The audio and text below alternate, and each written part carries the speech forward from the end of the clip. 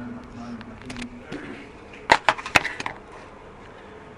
الحمد للہ رب العالمین والعاقبۃ للمتقین والصلاة والسلام علی افضل الانبیاء والمرسلین وعلی آلہ واصحابہ اجمعین اما بعد فقد قال اللہ تبارک و تعالی فی شان حبیبہ الکریم ان اللہ وملائکتہ یصلون علی النبی یا ایھا الذین آمنوا صلوا علیہ وسلموا تسلیما اللہم صل علی سیدنا محمد وعلی آل سیدنا مولانا محمد وبارک وسلم صلاۃ و سلاما علیک یا رسول اللہ صلی اللہ تعالی علیہ وسلم فقد قال اللہ تبارک و تعالی فی القرآن المجید والفرقان الحمید فاعوذ باللہ من الشیطان الرجیم بسم اللہ الرحمن الرحیم وَإِذْ غَدَوْتَ مِنْ أَهْلِكَ تُبَوِّئُ الْمُؤْمِنِينَ مَقَاعِدَ لِلْقِتَالِ وَاللَّهُ سَمِيعٌ عَلِيمٌ إِذْ هَمَّتْ طَائِفَتَانِ مِنْكُمْ أَنْ تَفْشَلَا وَاللَّهُ وَلِيُّهُمَا وَعَلَى اللَّهِ فَلْيَتَوَكَّلِ الْمُؤْمِنُونَ صدق اللہ العظیم۔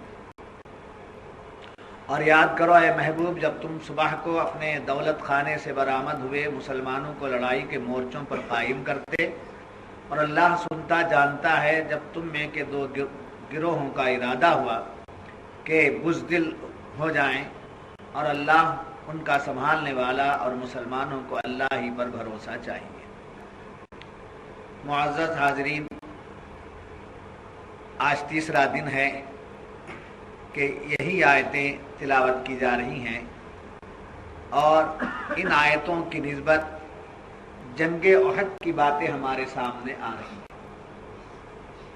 آپ کو اور ہمیں معلوم ہے کہ اللہ کے پیارے رسول کے عاشق اور ان کے صحابہ، ان کا احسان پوری ملت اسلامیہ پر ہے، اس احسان کو کوئی بھول نہیں سکتا ہے۔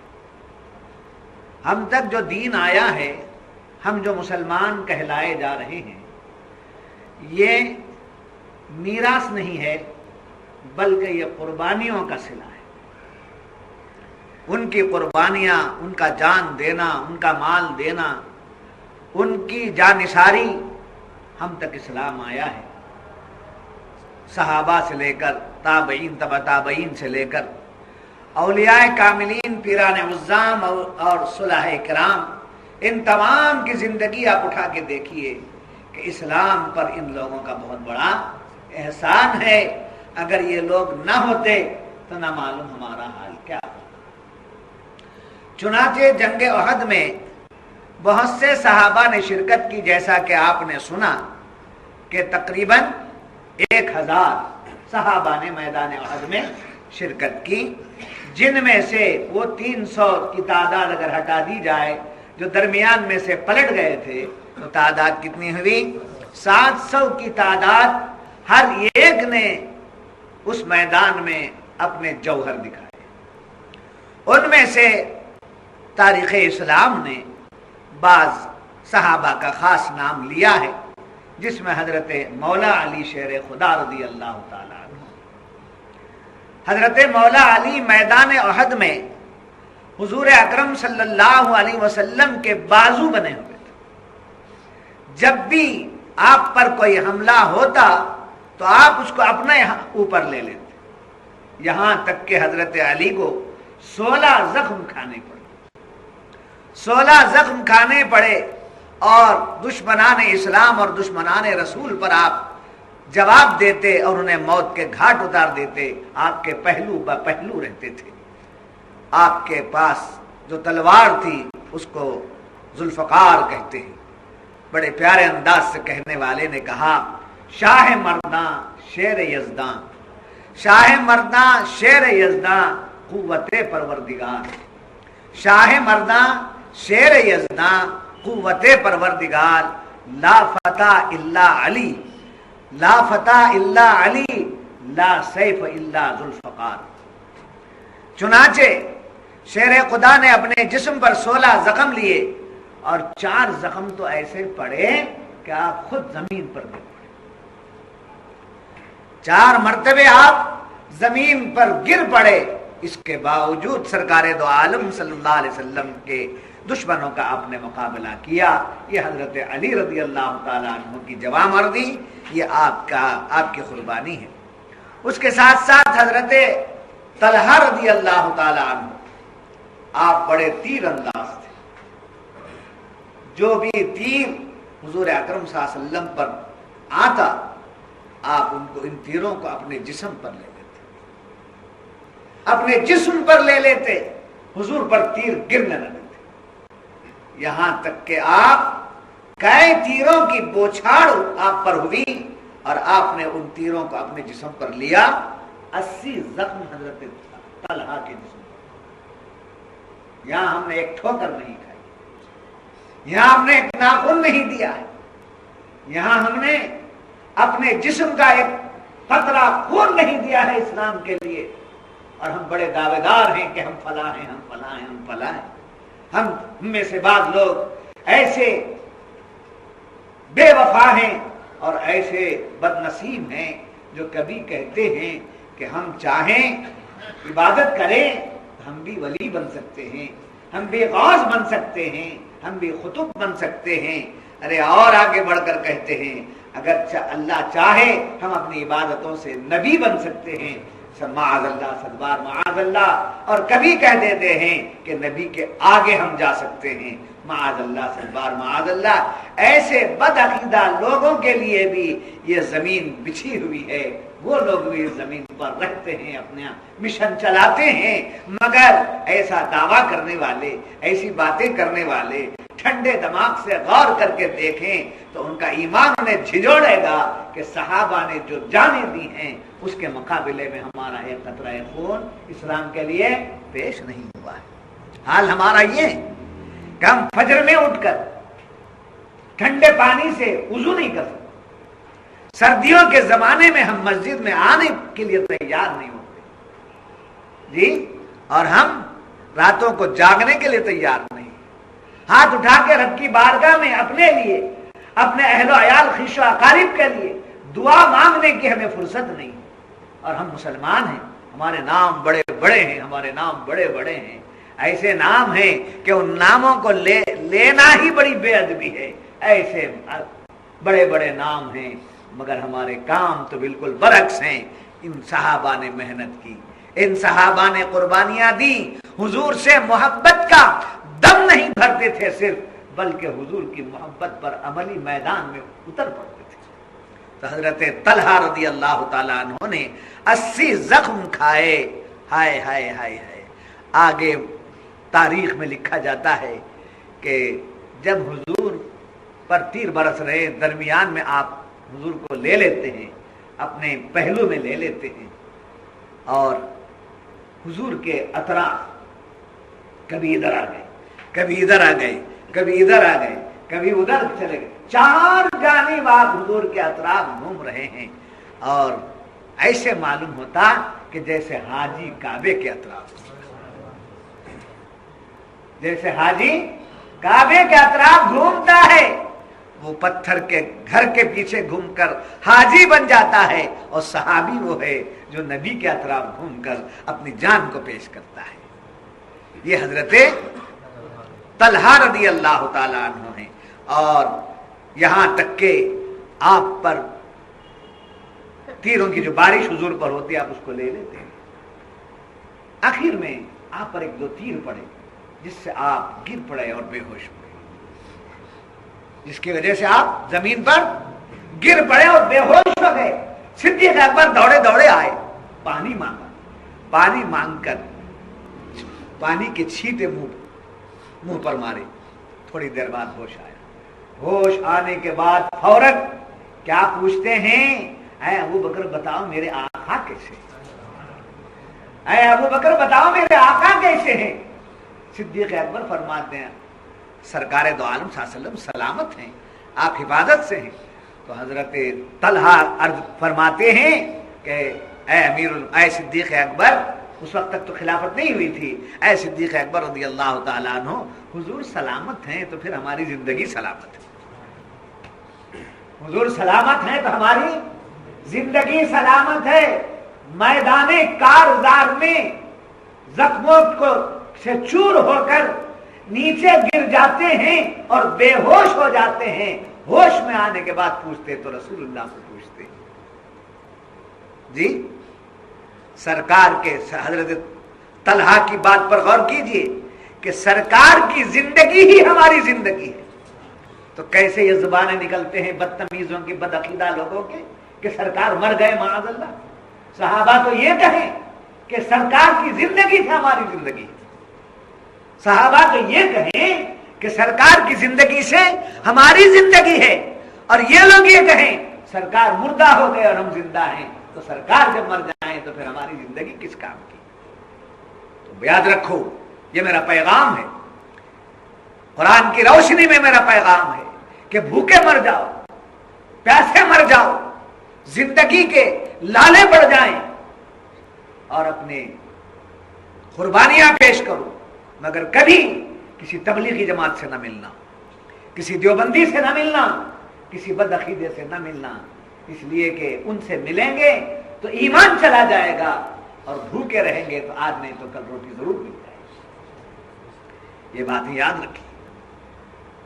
مجھے کسی پر کرٹیسائز کرنا نہیں ہے، مگر کیا کریں، مجبور ہے۔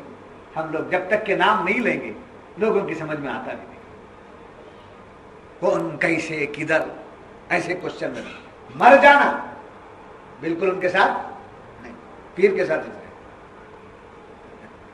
پیر کے ساتھ۔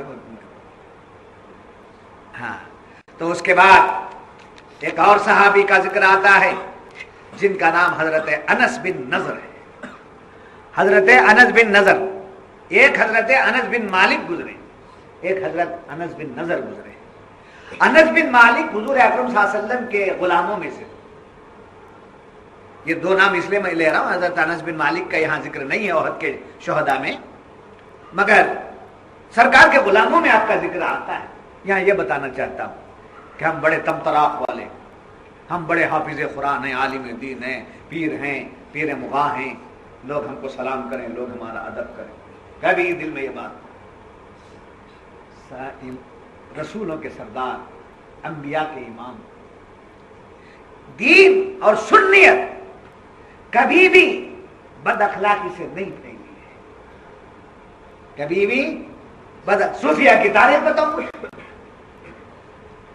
اللہ والوں کی تعریف بتاؤ، جتنے اولیاء اللہ آرام کر رہے ہیں ان کے چرنوں پہ کون کون جاتا ہے؟ ہر طبقہ جاتا ہے، ہر ایک جاتا ہے، یہاں سے مسلمان بھی جاتا ہے اور غیر بھی جاتا ہے، خواجہ کے دربار میں، بندہ نواز کے دربار میں، توکل مستان کے دربار میں، سب جاتے ہیں کہ نہیں جاتے ہیں؟ تو ان کی پردہ کرنے کے بعد جب جاتے ہیں تو ان کی زندگی میں بھی جاتے تھے۔ تو معلوم ہوا یہاں پارٹیشن نہیں کرنا چاہیے، انہوں ایسے انہوں ایسے، احتیاط اپنا کر لینا، مگر اخلاق کا جب مسئلہ آتا ہے، یہ سبق پڑھنا نہیں ہرگز، ان کو سلام مت کرو، ان سے مت ملو، ان سے مصافحہ مت کرو، ڈاکٹر نہیں بنو گے، علاج نہیں کر سکو گے، پیشنٹ تمہارے پاس نہیں آئے گا، سمجھے؟ لوگوں کو باہر رہنا چاہیے، جیسا کہ ہسپتالوں میں ایمرجنسی وارڈ ہے، جی ایمرجنسی وارڈ میں سب کو جانے کی اجازت ہے، آپریشن تھیٹر میں جانے کی اجازت ہے؟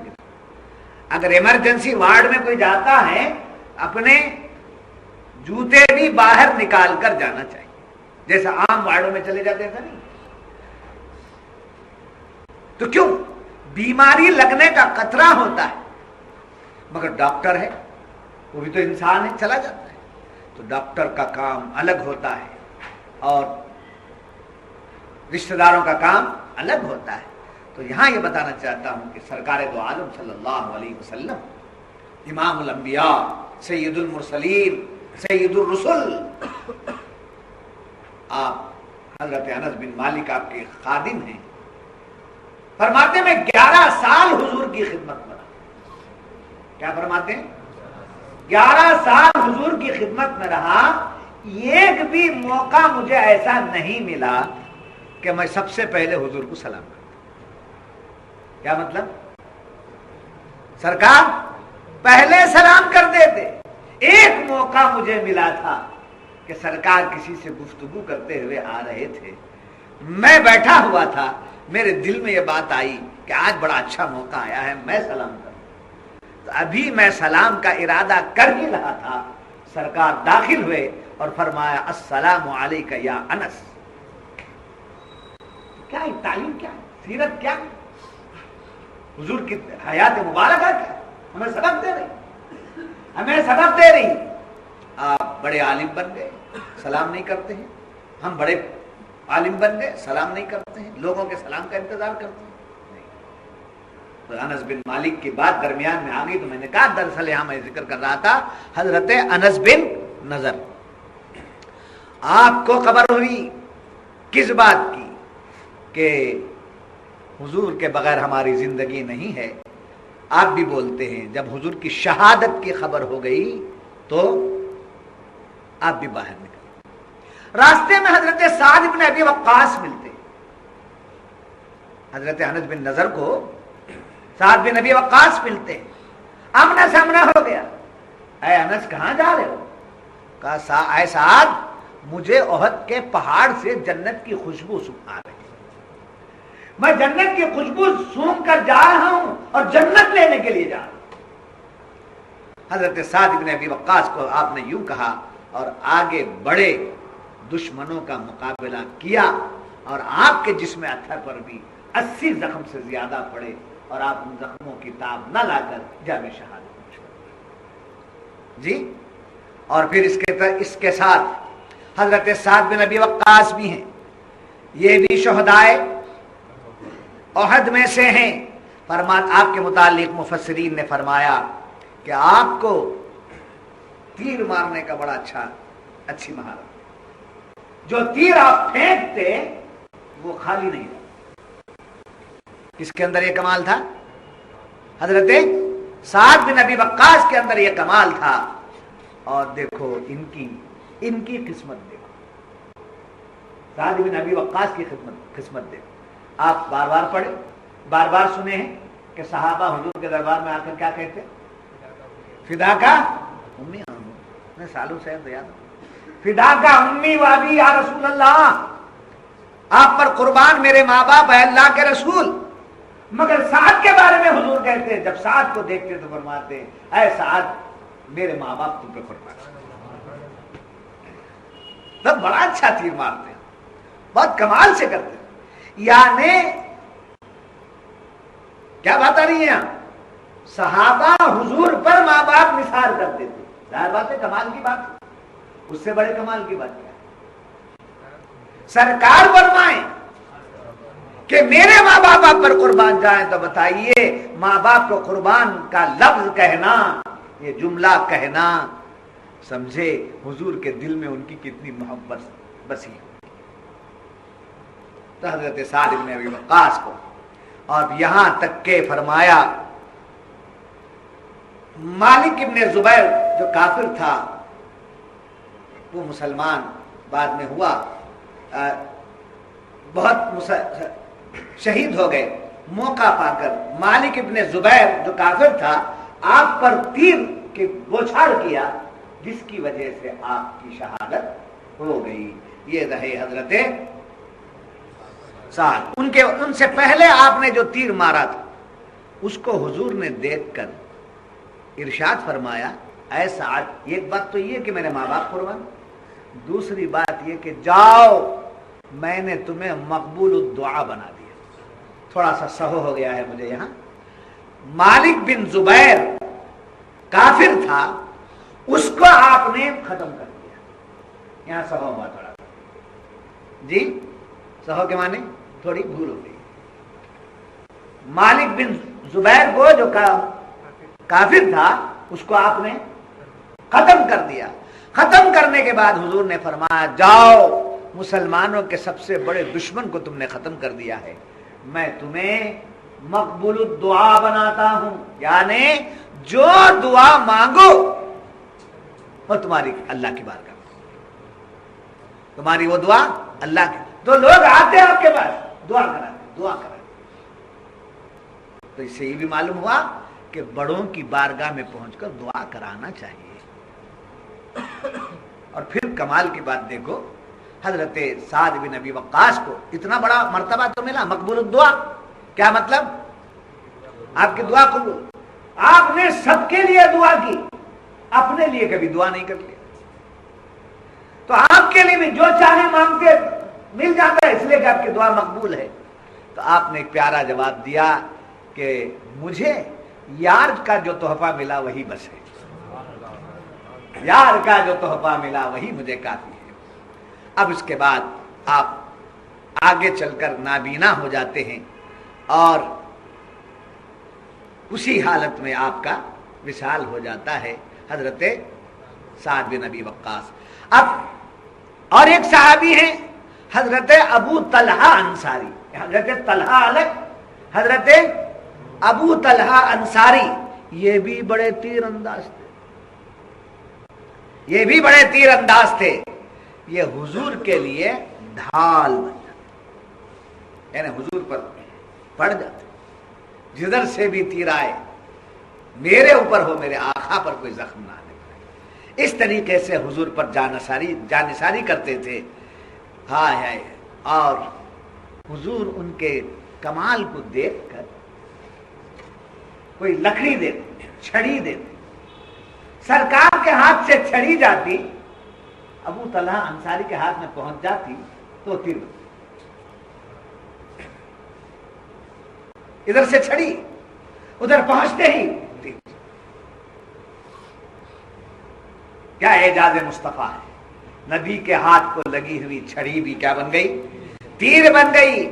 آخر ایک مرتبہ سرکار دو عالم صلی اللہ علیہ وسلم نے ان کے ہاتھ میں سوکھی شاخ دی کھجور کی, کھجور نہیں بولنا, کیا بولیں گے آپ, کھجور جی بھائی.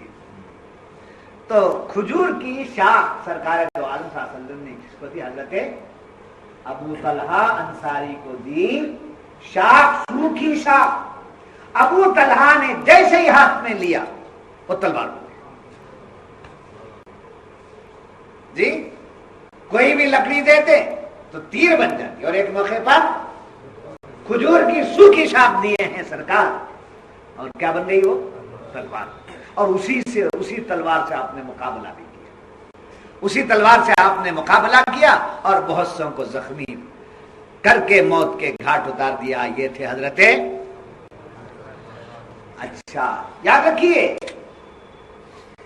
میدان احد میں 70 سے زیادہ صحابہ شہید ہوئے. اختلافی روایت ہے یہاں, بعضوں نے 70 کا, بعضوں نے 72 کا, تو اختلافی روایت ہے یہاں. 70 کی بات تو بڑی مشہور و معروف ہے کہ کتنے لوگ شہید ہوئے, 700 میں 70 جی, 70 صحابہ شہید. ان میں سے یہ تمام ہیں قربانی دینے والے, شہادت پانے والے. اس میں سے ایک اور نام ہے حضرت حنظلہ. حضرت حنظلہ یہ جب احد کی میدان کو تشریف لے جا رہے تھے سرکار, تو اس وقت میں حضرت حنظلہ نئے دولہا تھے. جو دولہا بن چکے ہیں, جو بوڑھے ہو چکے ہیں, وہ ان کو معلوم ہے. جو ابھی انمیرڈ ہیں وہ تو اشارہ. ہائے ہائے, حضرت حنظلہ رضی اللہ تعالیٰ عنہ نئے دولہا ہیں, میدان کارزار میں جانا ہے. حضرت حنظلہ سے حضور فرماتے ہیں, اے حنظلہ, آپ کو جنگ کے میدان میں جانے سے بڑھ کر یہ ہے کہ آپ اپنی بیوی کے ساتھ گزاریں, اس لیے کہ کیا ہے, نئی دولہا, نئے دولہا اور نئی دلہن. یہاں سے ایک بات یاد رکھیں, کتنے چلے دیتے ہیں, نکاح ہوتے ہی ہمارے ساتھ نکل جانا, کتنے چلے لکھا, اور حضرت جا کر نکاح پڑھنا تو کتنے چلے دے دینا, اسی دن نکل جانا. بے وقوف لوگ کیا دین لائے ہیں. سرکار کا دین دیکھو, میدان کارزار ایک, سرکار کا کی صحبت ایک, بچ گئے تو غازی, جان گئی تو شہید. اتنا بڑا مرتبہ. مگر حضور کیا فرماتے ہیں, نہیں, آپ کو اجازت نہیں, آپ کو اجازت نہیں, آپ کہاں رہیں گے, اپنی بیوی کے ساتھ. اب رات گزری, ایک بار ایک بیگ خبر آ گئی. مدینہ دور نہیں ہے, 3 کلومیٹر کے بعد خبر آ گئی, معاذ اللہ سرکار شہید ہو گئے. 2 روایتیں آئی. ایک روایت میں یہ ہے کہ حنظلہ غسل خانے میں بیٹھے, ایک روایت یہ ہے کہ غسل کا پانی آپ سر پہ لیے ہی تھے, یہ خبر آئی, غسل تو پورا نہیں. آ گئی خبر کہ معاذ اللہ سرکار شہید ہے۔ اسی حالت میں بیوی کو بلاتے اور فرماتے ہیں اے میری پیاری بیوی، میں نے تمہیں اپنی زندگی کا ساتھی بنایا تھا، میں تمہارے ساتھ زندگی بسر کرنے کے لیے میں نے تم سے نکاح کیا اور حضور کے فرمان کے مطابق میں تمہارے ساتھ رہ بھی گیا تھا، مگر یہ خبر آئی ہے مجھے، اب میں تمہیں اطلاع دے رہا ہوں، مجھے جانا ضروری ہے اور میں اس زندگی کو لے کے کیا کروں جس میں سرکار نہ ہو۔ اور بیوی بھی وہ پیاری بیوی، بیوی وہ دیندار بیوی، صحابی کی بیوی، صحابیہ۔ ایک 10 منٹ اور لے لوں تو کچھ حرج ہے؟ آج کا اس واقعہ کو اختتام میں لا لیں گے جی۔ تو کیا بیوی نے کیا کہا؟ اے میرے پیارے شوہر، اے میرے پیارے سرتاج، میں نے بھی آپ کو اپنی زندگی کا ساتھی اور رفیق بنایا تھا، بڑی بڑی امیدیں اور آسیں میں نے آپ کے ساتھ لگائی تھی، جب یہ موقع آ گیا ہے تو آپ مجھ سے اجازت کیوں لے رہے ہیں؟ آپ جائیے، اس وقت تک واپس نہ آئیے جب تک کہ آپ شہید نہ ہو جائیں، جب تک کہ آپ شہید نہ ہو جائیں۔ کیوں؟ تاکہ میں قیامت کے دن اس آواز سے پکاری جاؤں، کہاں ہے وہ شہید کی بیوی جس نے اپنا سہاگ اسلام کے لیے پیش کر دیا؟ حضرت حنظلہ نکلتے، کیا جا کے یہ نہیں پوچھتے سنا ایسی خبر ہے کیا صحیح ہے؟ کیا صحیح ہے؟ آپ کو معلوم ہے صحیح ہے؟ تاریخ میں آیا ہے حنظلہ رضی اللہ عنہ میدان میں گھسے، کسی کو خبر نہیں تھی، بہت سے کفار کو موت کے گھاٹ اتارنے کے بعد ایک مقام پر پہنچ کر آپ جام شہادت نوش ہوئے۔ جب ختم ہو گئی تو سرکار دو عالم صلی اللہ علیہ وسلم شہداء کی نعشوں کا معائنہ کرنے کے لیے تشریف لائے، شہیدوں کو دیکھنے کے لیے، یہ فلاں یہ فلاں یہ فلاں۔ حنظلہ بھی نظر آئے، باوجود جاننے کے صحابہ سے پھر پوچھتے ہیں حنظلہ کیسے آ گئے؟ حنظلہ کیسے آ گئے؟ تو صحابہ نے عرض کیا یا رسول اللہ صلی اللہ علیہ وسلم، کسی نے آپ کی شہادت کی جو غلط خبر اڑا دی تھی، اس کو سننے کے بعد یہ گھر سے بےتاب ہو کر کے نکلے اور دشمنوں کے نرغے میں پہنچ کر ان سے مقابلہ کرتے ہوئے جام شہادت نوش فرما لی۔ اتنا کہنا تھا، سرکار مسکرا گئے، تمام شہیدوں کو دیکھا، مگر حنظلہ کے نعش پر پہنچ کر آپ کیا کریں یہ سن کر کے مسکرا رہے ہیں، اور ایسا مسکرایا کہ آپ کے دندان انور نظر آنے لگے۔ صحابہ نے پوچھا یا رسول اللہ، ہمارے ماں باپ آپ پر قربان، حنظلہ کی شہادت پر آپ مسکرا رہے ہیں؟ آپ فرماتے ہیں کہ ہاں کیوں نہ مسکراؤں، جس کے غسل دینے کے لیے ملائک نہ آئے۔ حالانکہ شہید کو غسل نہیں دیا جاتا، مگر جنوبی ہے، سمجھے، جنابت والا ہے، تو اس کے لیے غسل تھا۔ تو سرکار فرماتے ہیں یہ حالت اس حالت میں آئے تھے، میں نے ملائکہ کو غسل دے کر جاتے ہوئے میں نے دیکھا ہے۔ صحابہ سے فرمایا کیا تم دیکھتے ہو، دیکھنا چاہتے ہو؟ تو صحابہ کے خاموشی پر آپ نے اپنا دست کرم حضرت حنظلہ کے زلفوں پہ لگایا تو سچ مچ پانی کے قطرے گرنے لگے، اور حضور نے فرمایا یہ غسیل الملائکہ۔ کون؟ حضرت حنظلہ غسیل الملائکہ ہیں۔ شہید کو غسل نہیں دیا جاتا، مگر نماز تو پڑھی جاتی ہے، نماز پڑھی جاتی ہے۔ واقعہ لکھنے والوں نے، بعض مفسرین نے یہ بھی لکھا ہے سب کی لاشوں پر حضور نے ایک ایک نماز جنازہ پڑھی، حضرت حنظلہ پر 2 مرتبہ نماز۔ یہ ہے بندگان خدا، اسلام کی تاریخ، یہ ہے اسلام کے جانثاروں کے احوال، اور ہم کہاں وہ کہاں۔ اسی لیے ان کی تاریخ کو بار بار ہمیں پڑھنا چاہیے، یہاں تک کہ حضرت حنظلہ بھی کا واقعہ بھی گزر گیا، اس کے ساتھ ساتھ اور ایک صحابیہ تھی، صرف مردوں ہی کے کارنامے نہیں تھے، صحابیہ بھی تھی، جس میں ام عمارہ رضی اللہ تعالی عنہ، جن کا نام نامی ام عمارہ رضی اللہ تعالی عنہ تھا، اور جن کا اصل نام جو تھا، یہ عمارہ کی ماں ہے، نام تھا نصیبہ، ان کا نام کیا تھا؟ نصیبہ تھا، جو حضرت کعب کی بیٹی تھی جی۔ یہاں تک کہ آپ کا کام کیا تھا؟ آپ کا کام کیا تھا کہ شہداء کو ڈھونڈتی اور پانی پلاتی، شہیدوں کو۔ میدان جنگ میں لڑنے کی عورت کو اجازت نہیں ہے، عورت میدان جنگ میں لڑ نہیں سکتی ہے، مگر جاتی تھی عورتیں تو کیا کرنے کے لیے؟ شہداء کے لیے، زخمیوں کے لیے۔ اس کے لیے زخمیوں کو پانی پلانے کا کام کرنا، اس طریقے سے ان کی قربانی بھی ہے۔ تو ان باتوں کے بعد 70 شہیدوں کی باتیں ایک موقع پر بیان کر دینا ہمارے احاطہ کرنے کا وقت نہیں ہے۔ بس یہ جتنی باتیں ہمارے سامنے آ گئی ہیں، جن لوگوں کی واقعات ہمارے سامنے آئے ہیں، ان واقعات کی روشنی میں غور کیجئے کہ اسلام پر صحابہ نے کتنی بڑی قربانیاں دی ہیں۔ اب اس آیت سے سبق کیا ملا ہم کو؟ یہ واقعات تو ہو گئے، سبق کیا ملا؟ ہر آیت کا سبق لینا چاہیے۔ وہ کیا فرمایا؟ وَإِذْ غَدَوْتَ مِنْ أَهْلِكَ تُبَوِّئُ الْمُؤْمِنِينَ، یاد کرو، یہاں لفظ یاد کرو، از و از، اور جب، سمجھے؟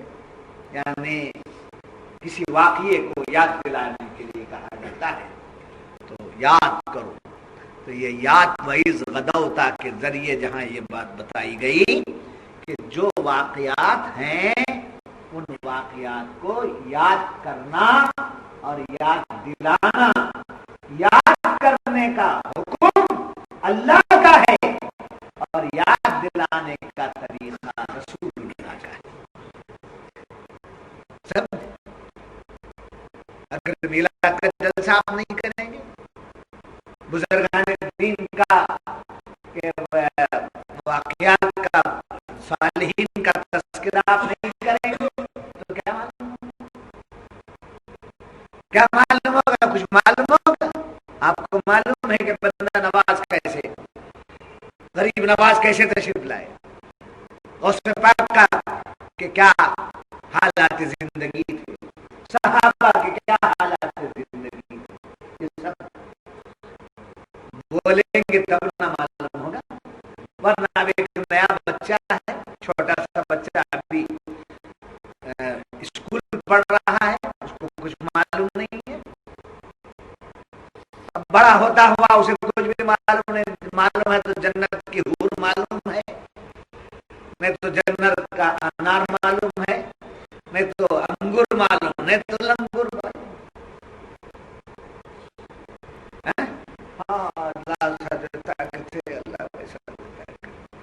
اللہ دیتا کہتے نہیں، دیتا کہتے کیا؟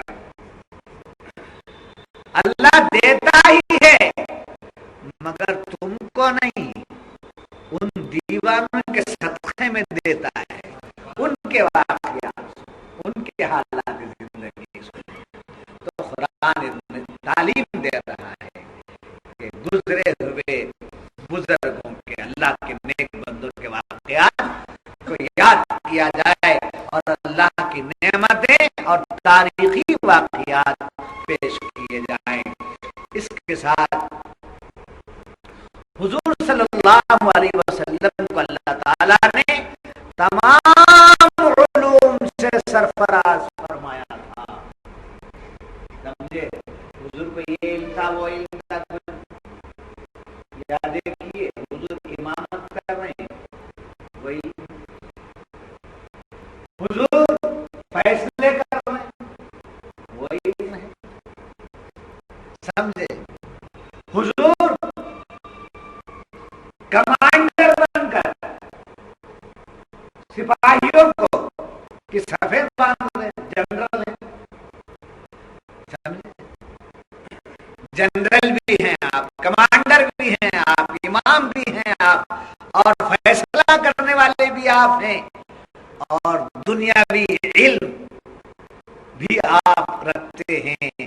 اللہ تعالیٰ نے حضور کو صرف دین کا علم ہی نہیں دیا تھا، ساری کائنات کا علم اللہ نے اپنے محبوب کو عطا کیا، جیسا کہ اس آیت سے ثابت ہوا کہ تبوئ المؤمنین مقاعد للقتال. پھر اس کے بعد فرمایا اذ ہمت طائفتان منکم ان تفشلا. یہاں ایک تیسری بات ہے کہ پرسوں منافقین کو نامرد کہا گیا تھا، اور کل واپس پلٹنے والے بزدل اور ابو سلمہ وغیرہ کی بات، ابو حارثہ کی بات آپ کے سامنے لائی گئی تھی. اب یہاں پھر بنی سلمہ اور بنو حارث ان دونوں کی بات کا ذکر کیا ہے قرآن نے. اب ان کی ہمت کب پست ہوئی؟ حضور کی شہادت کی خبر سن کر تو ایک تو پست ہوا، وہ بات آ گئی. اب ان کو یہ خیال ہوا کہ اب جنگ کا نقشہ جب بدل گیا ہے تب ہم کو یہاں رہنا بیکار ہے. ہمت پست کر کے واپس جا رہے تھے. تو اللہ فرماتا ہے کہ اذ ہمت طائفتان منکم ان تفشلا، جب تم میں دو گروہ، ایک بنو سلمہ اور ایک بنو حارث، یہ دونوں مایوس ہو کے جا رہے تھے، تو پھر ہم نے ان کے دل کو بدل دیا اور آپ وہ پلٹ کر کے آ گئے. اب یہ دل میں کیا خیال لائے تھے؟ واپس جانے کا خیال لائے تھے. تو گویا یہ خیال گناہ، یعنی پیٹ پھیرنے کا جو خیال ہے یہ غلط خیال. پیٹ پھیر کے چلا جانا الگ، پیٹ پھیرنے کا ارادہ کرنا الگ. تو یہ ارادہ یعنی گناہ کا ارادہ گناہ نہیں ہوتا جی، گناہ کا ارادہ گناہ نہیں.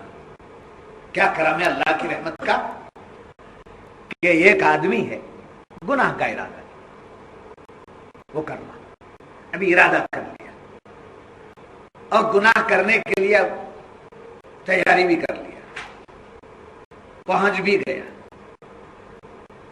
کسی کا مرڈر کرنے کے لیے، چوری کرنے کے لیے، یا اس کا ڈیش میں سے ڈیش کے لیے، بہرحال جو بھی ہے وہ کر لیا جی.